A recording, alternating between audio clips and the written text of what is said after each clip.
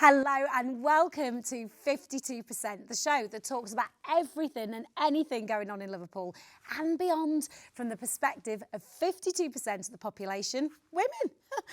As you might have guessed from our last episode, we are shaking things up just a little bit going into our second series, and we're rotating our regular hosts and panellists for each episode. I'm Claire Simo, and with me today on the sofa, we've got the lovely Sarah Williams, Catherine Lawrence, and of course, Maisie Langridge. Woo! Yes, and this week we're going to be talking about comedy and entertainment with women. And here's what we've got coming up on today's show.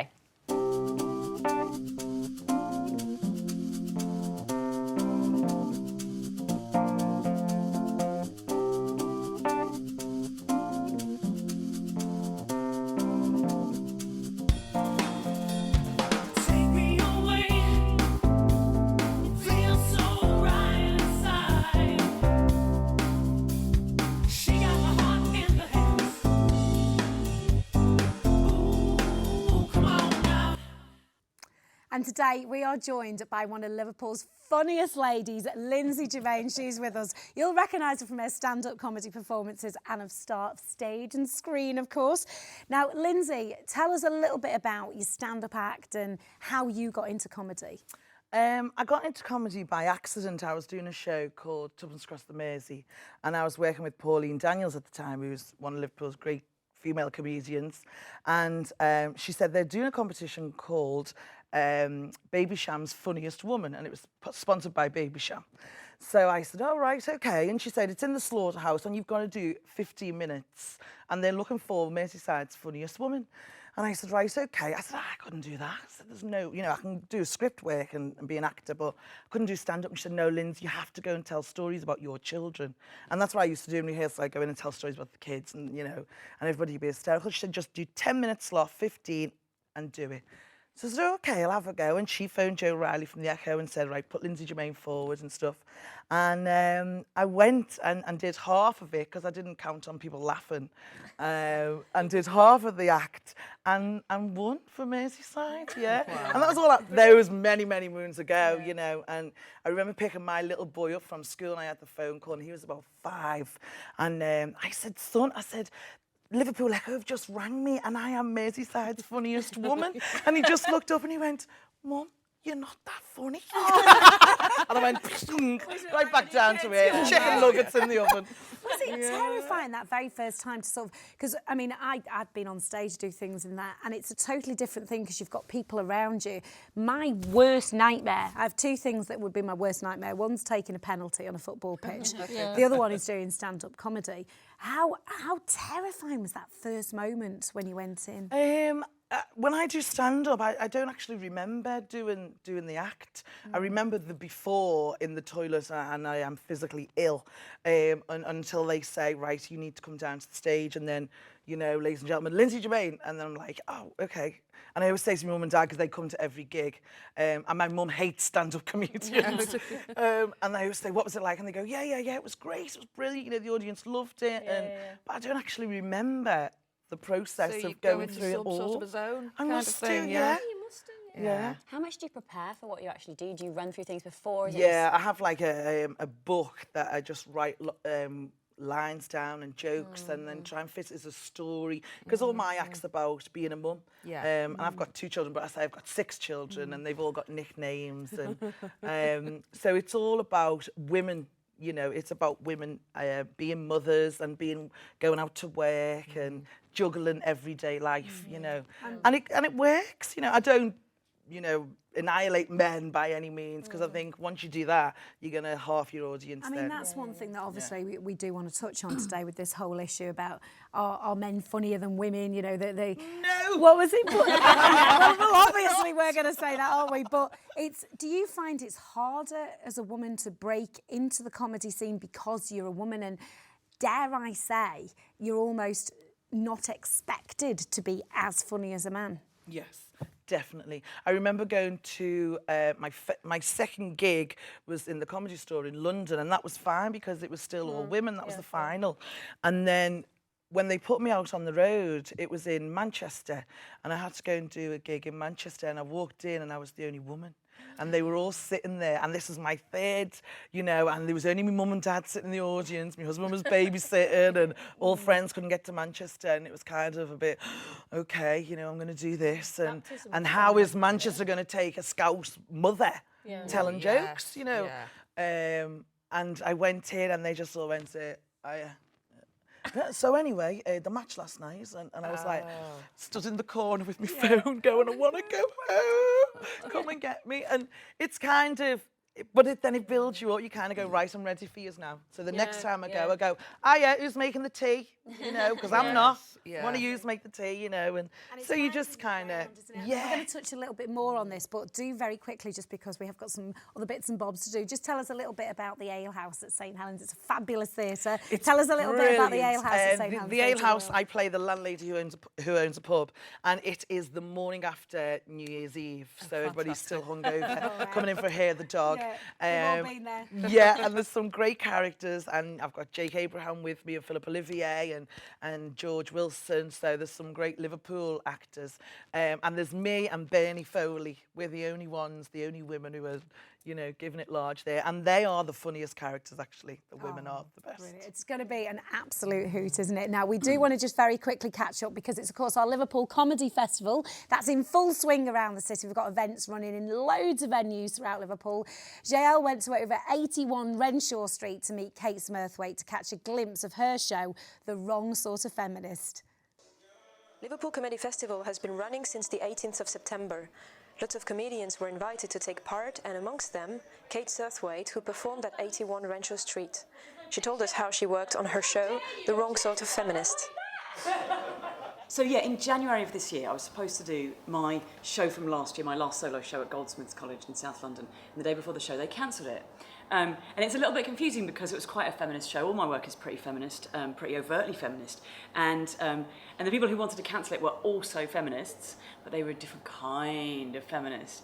And, you know, I kind of think it's fascinating the way that like we should be fighting against the sexists, and then sometimes, you know, we end up like in this weird world of like different kinds of feminists having a little infight, and we're like, oh, what about, how can I be the problem? How is it not Jeremy Clarkson? How can I possibly be the problem? Yeah. And so in the show, obviously I talk about this Goldsmith situation, and then I also talk about loads of things. I talk about the way that asylum seekers are treated in the UK, because I do a lot of work with asylum seekers, and it was kind of relevant. And I talk about, one thing I talk about quite a lot is the ex-religious, like people who've left various religions and the problems that they go through. And those sound like quite serious topics. I also talk about being on Celebrity Come Dine With Me, which I also was earlier this year. And I also talk about edible pants and loads of stupid stuff, and the NHS. I suppose that's a bit more serious. But yeah, I mean, as with any comedy show, there's lots of different things that come into it. But yeah, the key issue is kind of about choice and about how that really affects our lives. Yeah. My favourite thing that she said, James made a really lovely soup, and she said, "Oh, I've never had soup before." And she asked me to explain to her what soup is.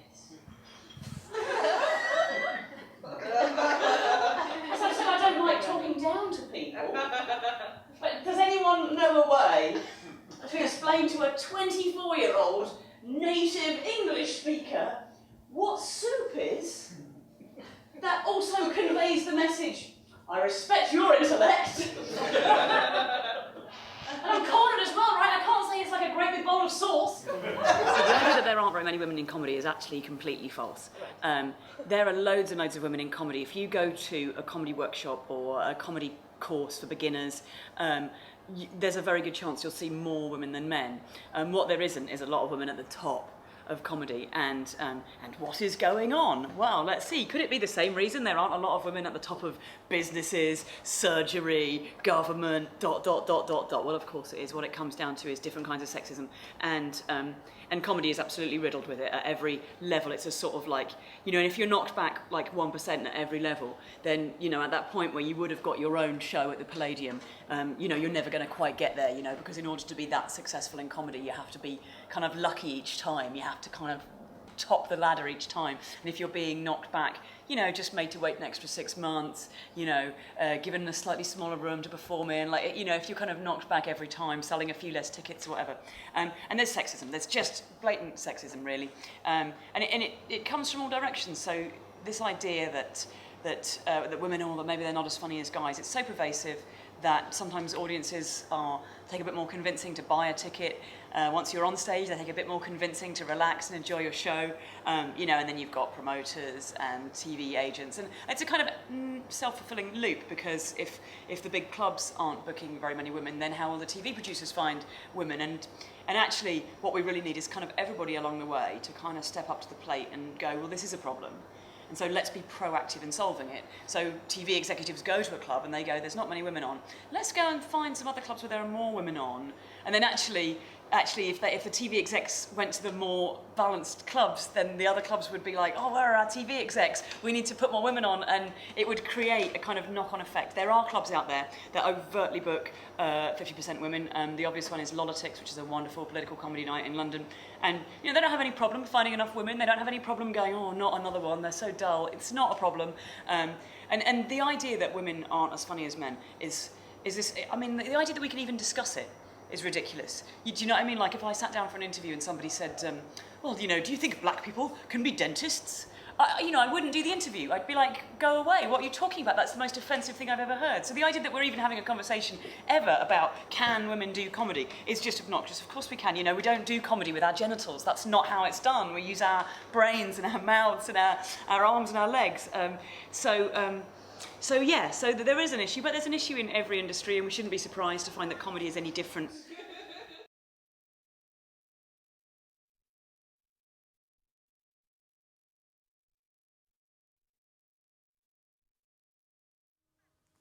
Welcome back. And on this episode, we're celebrating women in comedy. Just before the break, Gael headed over to Liverpool Comedy Festival to meet the amazing Kate Smurthwaite. She performed at 81 Renshaw as part of the festival. Now, Kate is all about free speech, as you probably saw earlier.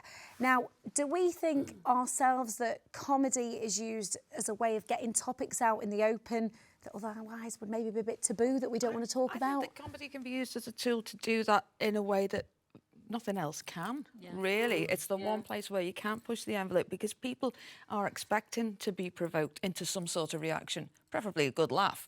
But, you know, I mean, do you use it to get a point across? No. I will stay safe. I stay safe. And Pauline gave me the best advice ever, and she said, you stick with what you know. And that's what I do. I stick with what I know. I stick about being a mum, going to school, not go in the gym, or go in the gym, as they say, Weight Watchers classes and stuff. So I stick with what I know. These are quite women-y issues, which is great. Yeah. But how do you find the males in the audience respond to that? They love it. They actually do like it, because they'll kind of see the wives in there themselves. And I think because I am a big lazy as well, they're probably frightened not to laugh. But it's the way, I think it's the way it's delivered as well, you know, and it's like, God, girl, you know, it's great, and that reminds me of my mum, or that was like my nan, or my nan used to say that, and so I get like lots of generations, and men and women love it. And then, of course, it's great, because there's a place for that comedy, but you know, you also have to admire the women like Kate, who are really, you know, making points as well as making you laugh, you know, making you think, and like she said, you know, we don't do comedy with our genitalia. And I mean, that's... Well, she says that, but I've met a few, you know. I'm sure, but that's fantastic, because it sort of exposes, you know, that gender gap. Yes. And what we put value on, and how we start to stereotype things, you know, and she's really sort of like trying to use satire. Trying to use satire. Yeah. And you know, you have... And of course, comedy isn't just one thing. So you know, you've got, as you said, you play it safe, and there's nothing wrong with that. And then you've got. You play it safe because it's being a woman in sort of quite a male-dominated world at the moment. No, I play it safe because that's what I know. Yeah. That's Yeah, what yeah, yeah. I You know. know- I'm you talking. know If now somebody what heckles makes me people about what laugh. I'm talking Yeah. about, I know what to give them back. because Yeah, it's yeah. because Because then it's if true I'm to gonna you. do politics or I'm gonna do whatever, and someone then catches me on something and I haven't got a clue what I'm talking about, Absolutely. they've won. Yeah. You know, and I'm not gonna let anybody Comedy win. can You know, be a it's gonna great be. way of getting those difficult conversations out there. I think she Absolutely. mentioned, you know, Jeremy Clarkson. Yes. Yeah. I mean, he's Yeah. done some really interesting things. I think there's a line though where you get to somewhere where you almost think, right, you've pushed that too far. You shouldn't go, and people sort of take well, that Frankie comedy. Boyle this was is guilty of that, wasn't he, Yeah. with the remarks about Katie Price's son Harvey, and that pretty much wrecked his career for a while, I think. But you know, I mean, I have a great respect for him, and I find him hilarious, and I do like people who push the envelope. But you know, yes, everyone can take something too far, you know, and it's knowing where to draw your line, and I don't think he's got a line. And with social media these days as well, even if you make an off-the-cuff comment or remark, dapper laughs in a show, responded to a joke about rape, it completely ruined his career. Potentially, you know, a very, very funny guy. And It was over. Yeah. Do you think flipping it the other way? I mean, obviously, the stuff you do and you're saying about men relate to all the stuff about you with your kids and everything else that your life. If you flipped it the other way and it was a male doing his sort of side of it, do you think it would have the same effect? And do you think women would want to go and watch him talking about, you know, his daily life? Whereas, you know, you've turned yours into this hilarious thing and you're talking about your kids and it's very much about you.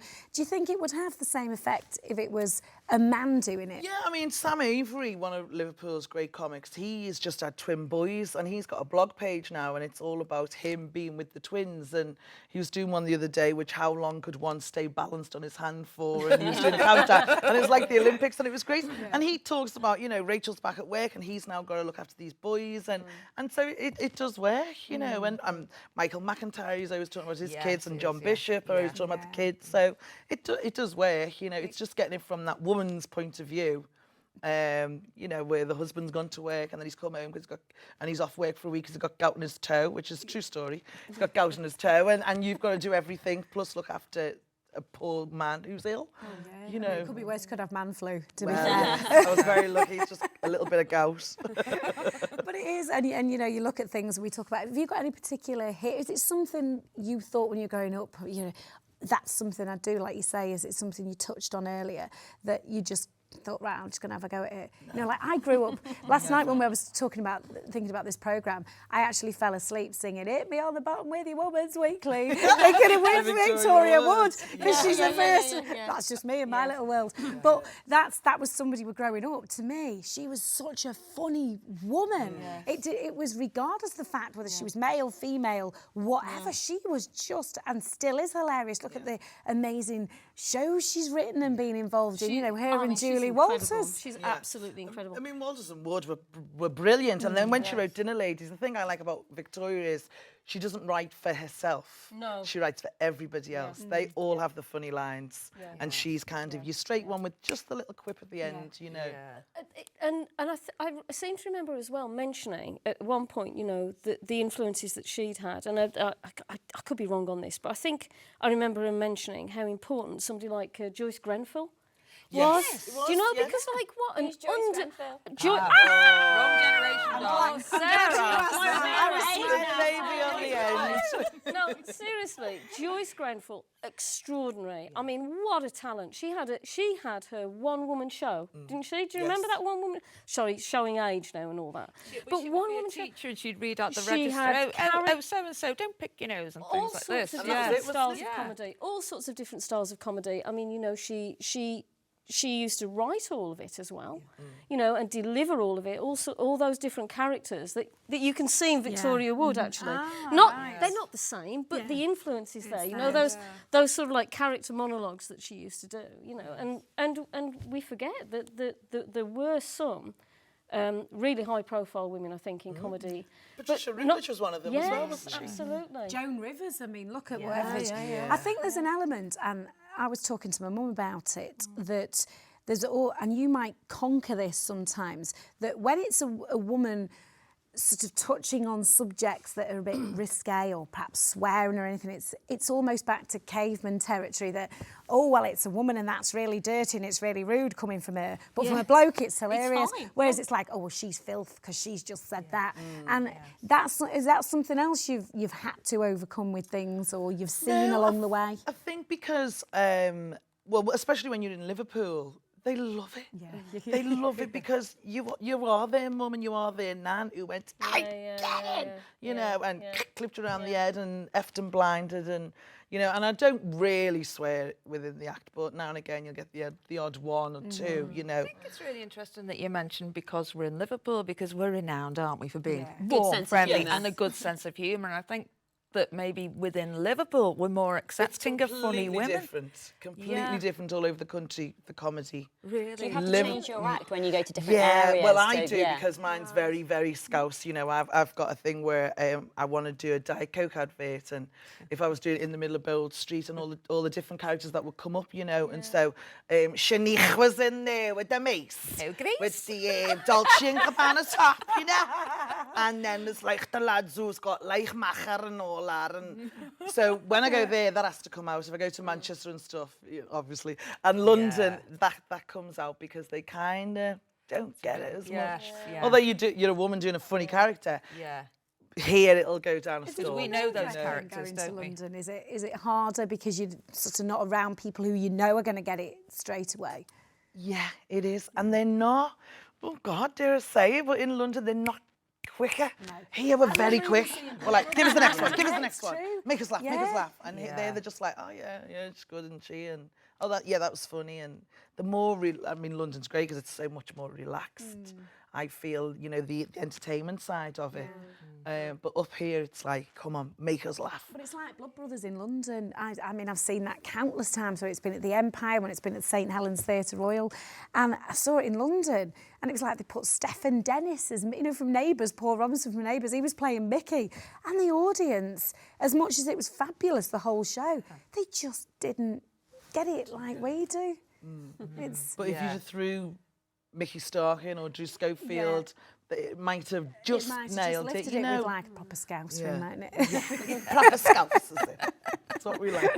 There's plenty of them, isn't it? Well, do you know what? It's just been fantastic having you here today. And obviously you're there in the Ale House as well at St Helens, aren't you? Yes, What yes. date does that open? That opens on the 6th of October to the 10th. And then off back to the Royal Court for Christmas. So that's nice. Oh, yes, you are. It's always like panto season then. Nailed Oh, dear. Now, the lineup at the Liverpool Comedy Festival had 10 women and, of course, just over double the amount of men booked over the course of the 2 weeks. Lindsay, we are going to have a speak to you as well about, is this the standard sort of festival lineup? We are going to talk to you about that as well, or whether it is just sexism between it all, between female and male. So we will be speaking to you about that very, very shortly as well. So have a little think on that one. I will do.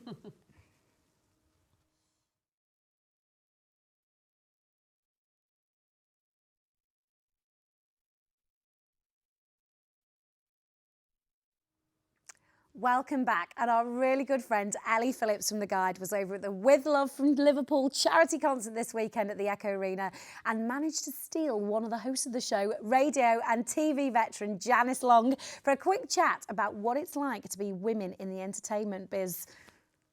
Thanks, girls. Yes, I am joined by the fabulous Janice Long, music scouse icon in the industry, and obviously a woman. Do you think it is difficult for women to succeed in the entertainment industry? I think it's a lot harder, and I think women have to work much more to sort of prove themselves, particularly if you're into music as well. I've noticed over the years, and still, people going, oh, you're into music, or you're still into music.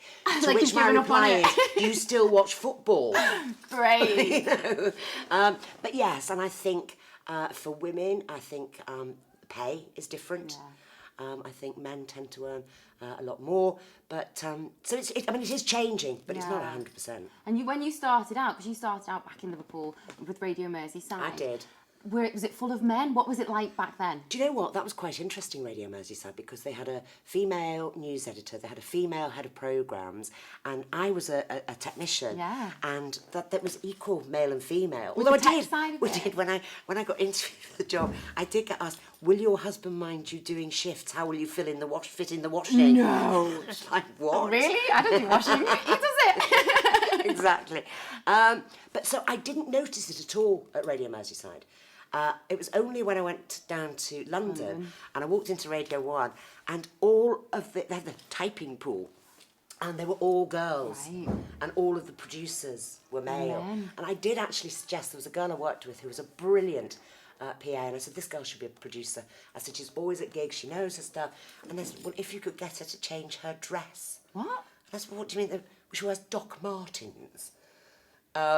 So obviously I didn't. Yeah, I can imagine. And eventually she left and then came back to Radio 1 as a producer and then went off to become head of MTV.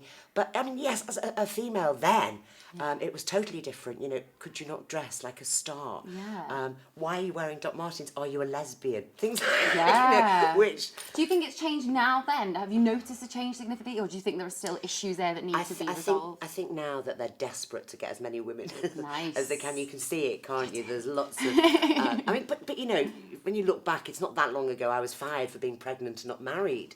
Now that's changed. Yes. Which is good. So, yeah, it's moving. And finally, what advice would you give to women who want to get into the entertainment industry? It's a hard one because, I mean, you've just got to go for it. You really, really have. I mean, I did it by sort of making the tea at Radio Merseyside and answering the door. But it's just, you know, hang out, talk to as many people as you can, see as many people as you can. But it's incredibly difficult. But maybe now through social network, it's, you know, that can make it easier. Yeah. Do stuff and send it to people, you know, send them SoundClouds or Dropbox stuff so that they can listen, hear what... I mean, that's if you want to present. Yeah. You know, but there are other ways of sort of getting in to do productions. So go to independent companies. Just don't give up, basically. Don't give up, never. Persevere and you'll get there in the end. Yes, Janice totally. Long, legend, thank you so much Thank for you chatting so to much, us. Sally. Thank you. Well, my goodness me. Ellie catching up with Janice Long there. There's nearly been murder in here, hasn't there? It's just, you watch it and you just think it's still such an industry. Yeah. Even radio, you'll find it we're all sat there nodding going, as shocking as it is, we're all nodding our heads, aren't we, and agreeing with everything pretty much Janice has said. Fired for being pregnant and unmarried. I was literally just like, oh my goodness. And that wasn't in the 1800s. So Yeah. When do you think they're washing in love around your radio show? Oh, it's unbelievable. What about the pay gap? What's your experience of... That's the exactly earnings, the same. Exactly the same. I mean, I don't really know how it is in stand-up. Obviously, stand-up's different. You start at the bottom and you work your way up, and the pay goes up and up and up. But in theatre, it's like that. It's like the 1800s. Really? The men are up here, and then you get the band because they have musicians union, and then you get the lady actors, and then you get the dancers. So and the Equal Jews. Pay Act. The Jews come apply. for the Haribo. That's it. So we've got an Equal Pay Act, Yeah, nice but it doesn't apply here. And is that because you can't compare the different roles like for like? Is that the excuse that they're using? I mean, I think it's the same in theatre now. You know, once you start to get a name for yourself, you can say, well, no, I want this amount, or, you know. But that that's basically the way it says. Although I'm not really supposed to know that. No. But once you make friends with the men, you go, what do you want? Yeah. You know, over a few pints, and they'll tell you anything then, won't they? But it's true, but it's the one industry, the radio is exactly the same. You just seem to be able to go, oh, well, it happens, and it's ridiculous. You can do 10 times more work than anybody else, but it's the one industry that they seem to get away with it, and nothing ever seems to be done. And I think maybe that's where the conception of, well, perhaps women aren't as funny because they're not getting paid as much. Yeah. Is that where it's coming from the salaries? Do you know what I mean? It's a social expression of value. You know, isn't it? And if you've got a whole load of women who are just not being paid as much as the guys are being paid, then, you know, it's undervaluing, and it's saying you aren't actually worth as much. Yes. When we are, you know, we're worth no more, no less. You know, and that's the thing. It's not about being worth more. It's about it's the equal thing, isn't it? You know? Well, we spoke about that. You're talking about equal. We spoke about it just before Ellie was with Janice about the sexism side of it, maybe the Liverpool Comedy Festival and the amount of males that are booked in comparison. Is that the norm? Is I that find normal? it is, and it's sad to me. And to be honest, when I get the Liverpool Comedy Festival booklet, you normally have all the faces dotted all over it, and I'll scan it and go 1, 2, 3, women, all the rest are men. You know, and you know it's coming up and up and up. I guess you know a few more are sneaking in here and there, but then I just think why there's so many good female comedians out there. Yeah. Why aren't they being used? And it's interesting because I do that all the time. You know, look, and I count the women compared to the men, and on one level you can say, oh, that seems very petty, but actually unconsciously it just goes in all the time. You know, unconsciously people recognise that the guys, that the faces are out there, and we just sort of see it as the norm. Did you you see know? the So Vanity it's Fair actually cover really for the important. did you see the Vanity Fair cover which was just for late night show hosts? All men.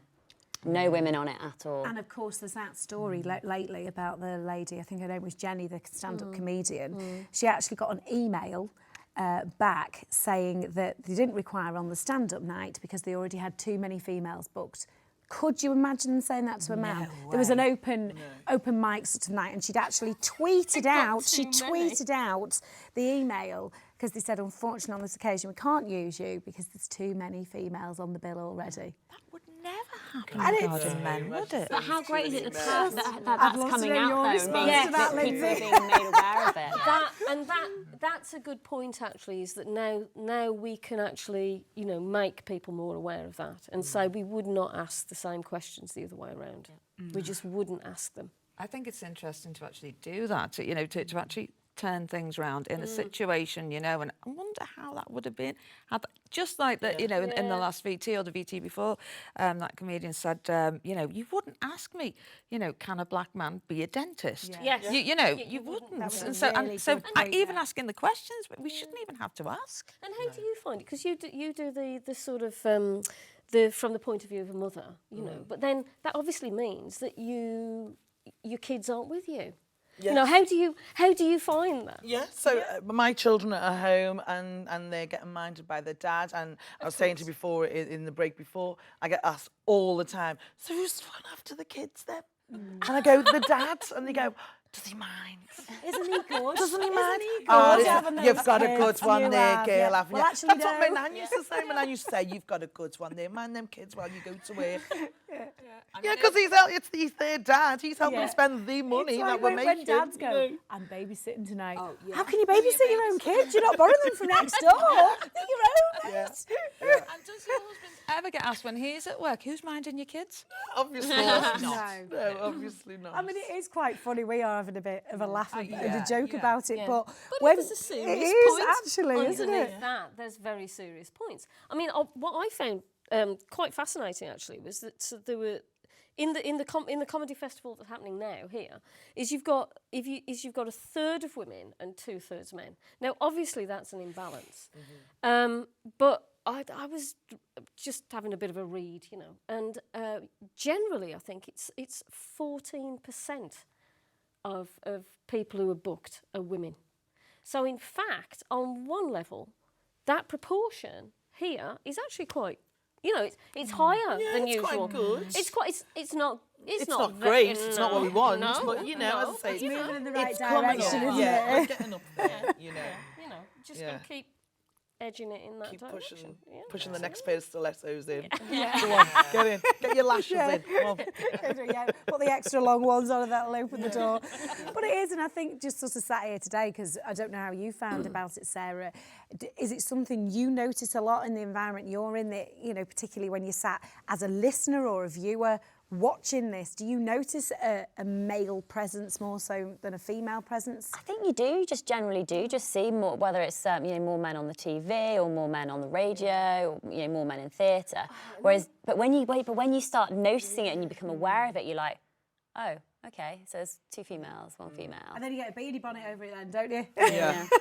Well, I'm not doing the comedy festival if they're not doing me this year. Well, There's of too many men. course, yeah, that's what happens. Counting all the Expert women. panel shows where they talk about women's issues and they're all male panels, all male panelists, and you're just like, okay. Yeah. Those comedy, those comedy shows where they have, four comedians on, and you have the token woman, or not actually.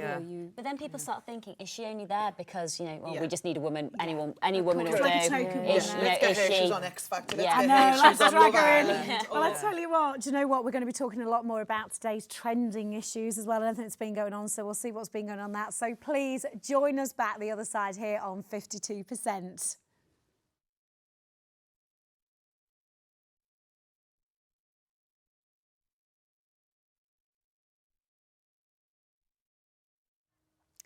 Welcome back. And in this episode, we've been focusing on women in comedy, and we're joined by such this funny lady, Lindsay Germain. It's time for our favourite part of the show, which is What's Trending, where we take a look at what's been going on in the world. Before we go any further, we need to know what's been going on in Lindsay's world. Lindsay, what's happened this week? Oh, I've had a traumatic week. My son has gone to university and he's my firstborn, and he's just turned 18. He's never so much as gone the corner shop by himself. And he's just lovely. He's like the Big Bang Theory, he's just a lovely boy. And he's now left home and gone to uni. Which uni has he gone to? He's gone to Edge Hill. It's such a long way But it might as well be Kuala Lumpur. I've been terrible. Last Saturday I kept looking at him and crying, and in the end Darren said, Lynn, stop crying, because he's not going to go here. And in the end he went, Mum, I'll come home, I'll come home every weekend. I said, no, you've got to stay and socialise, But yesterday I was very brave, but this morning getting up for the first time with him not being there, and I was like, He'll be back for his wobbly dinner, chin. don't be worried, he'll be there. Yeah. I'll tell you Spaghetti what, on toast. Moving for something that obviously we've had a bit of a laugh over, and it's not a laugh in your life, is it, with that? But something that was really sad that upset me yesterday was Jackie Collins. Yeah. Do you know what? She's another inspirational woman, isn't she? But what I couldn't believe when obviously you watch all the news and things like this happen, 2 weeks ago, she was appearing at something, and you wouldn't have thought there was a thing wrong with her. Well, apparently she only told her sister, didn't she, a couple of weeks ago as well? Nobody, apart from the immediate family, they didn't With all of that on your own, and not. I don't know why she didn't reach out or why she didn't want to. But do you think that's how you keep going? Because if that was me, I'd like to think that would be me. And sort of 2 weeks later, people going, "Whoa, I only saw her prancing around as a fairy 2 weeks ago." And look, but that's exactly what she did. She was doing something literally 2 weeks ago, still looking as fabulous as the Collins do, and. Perhaps that's the way forward rather than taking your family through it, and maybe they'll get that respect that they always ask for and deserve. But what an incredible woman. Some of the stories she read, I think it was one of those things that always lifted you away. Even my dad used to read them. It was like my dad would be like, I think it's because he secretly quite fancied her, to be honest. But yeah, so that was very sad news this week. The thing that interested me about an interview I was listening to with her yesterday was she was actually a school dropout. She was a school failure. So I find that really inspirational that, somebody who didn't do well academically can still go on and get on New York Times bestseller list again and again and again. So good for her. It's like that. Good on you. She had a good She's innings. 66. Was she? Or she older than She's that? older. Oh, 77. She was, God, she I feel did. like I'm at bingo all of a sudden. Yes, it's like the I know, bingo it's one of numbers. them. But Go she on, didn't coming look out. 77, did No, she? she looked good. Yeah, she Definitely. did amazing. Maisie, what's caught your eye this week then? Tell us. Well, there was that whole thing about the guy in Azerbaijan who's posted a video about there's a young woman over there with kids who's periscoping, and all she's doing, it seems anyway, is actually allowing people into her life, and she's got 2 kids, and she just periscopes her daily life, and there's been this enormous outcry from men, I have to say, who are basically, it seems that they're just trying to shut that whole thing down. And she's come back at that and sort of said, well, actually, all I'm doing is showing my kids and my daily life. But in fact, she keeps getting messages saying things like, take your clothes off. And so it's just an interesting perception which is, again, it's a sort of expression of the ways in which society can have more or less sophisticated ways of shutting women up. I mean, for those of you who aren't particularly familiar with it, just back to the Periscope thing, Sarah, is it something, can you just describe how the Periscope side of things work? I do actually really enjoy periscoping. So what you do is you have your mobile phone, you just go straight onto the app, do it through Twitter, always hold it up from a high angle, and you just sort of talk about your day and what you've been doing, and just communicate with people. Like a daily blog. Yeah, like a daily blog, and they can ask you questions, and they can, if they like what they're seeing, they press on the screen and you get all these hearts coming up. And it's just a new way of reaching out and communicating, and you can go on and have a look at a map around the world. I always love checking out LA, see what's happening over there, or just anywhere, and just see what everybody's been up to. Like any of these social media tools now, it's about how you use them. Yeah. And the thing about this recent controversy is that she seems to be using it very innocently, but in a context in which a woman with a voice or a woman with anything to say, even however ordinary, it's down. It's just the backlash is quite seemingly out of proportion. But well, it might seem out of proportion to us, but there's a totally different culture, isn't it? So what she's doing might seem out of proportion to their culture. Yeah. So, and talking of cultures and culture clashes and how we see things differently, what about the kid who took the clock into school in the States? I mean, my goodness, and it's a bomb, and how was that handled? Does anybody think it was handled well? I think this was absolutely horrendous. The fact that they thought this 14-year-old boy had made a bomb, the fact that they called the police. They didn't call the bomb squad. They didn't evacuate the school. They didn't follow any sort of procedures. They just sort of called up the police, got him arrested in handcuffs, taken away. It's almost like when you say about making an example of somebody, isn't it? But to do it to a child and to not actually look at the situation, you can see the knee-jerk reaction, because obviously it must be on a daily basis sometimes quite scary with the things that have gone on, particularly lately with terrorism. Coming into the school, and it would have been very easy to say, What is that? Can you show it to me? Yeah, but he'd already shown his engineering teacher what he'd made, and so that teacher knew that he'd made a clock. And so it was obviously a lack of communication amongst the school about what actually. I brought a clock in, mate. There is this weird culture of fear at the moment, though. It seems to me. I mean, I don't know. I just look around at the news and I just see that all these things that are happening, and understandably, appalling things have happened. But nowhere is going to be able to combat that. I think by just being fearful all the time, because it only breeds more fear and more suspicion and more panic. But the positives, I think, that I took away from that story is you had people like President Obama reaching out to him. He got offers from MIT. Into a positive, and Harvard at 14. Nice. Mark Zuckerberg wants to, he can come along to Facebook. So I think it is getting the message out there. Not all 14-year-old children who go and make a clock in their schoolroom are going to do something dangerous with it. So, What about you, Sarah? What's caught your eye this week? There was a photo, I don't know if you saw it, of a group of about sort of 15 US Army women all breastfeeding their child to sort of promote the fact that they can be in the military and they can also be female and women and breastfeed children as well. And it sort of caused a little bit of an uproar. I'm just wondering what your thoughts were. I mean, I'm all for women, if you need to breastfeed, that's what they're there for, make use of them. That is their primary use. Let's remember that for a minute, Now, you see, I'm going to put a right spanner in the works here. This is where I'm going to get shouted down. I have absolutely no problem with that. But me personally, I breastfed both my children.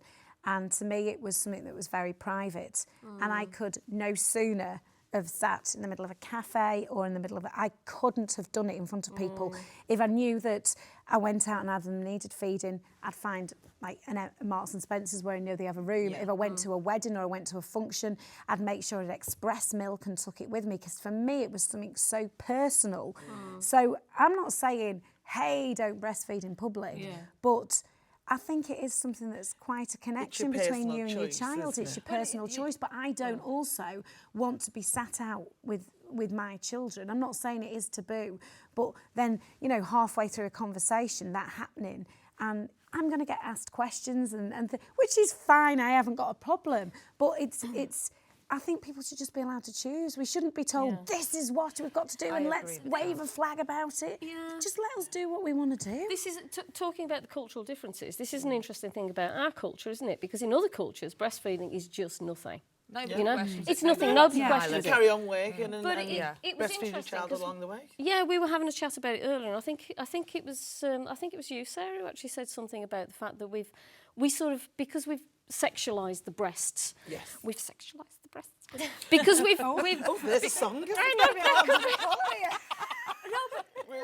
have because because we've that next week. because we've sexualised the breasts. We find it problematic when women breastfeed. Personally, I find I double take. And I think that's because on the one hand it's like, oh, it's unusual, and then I really don't mind.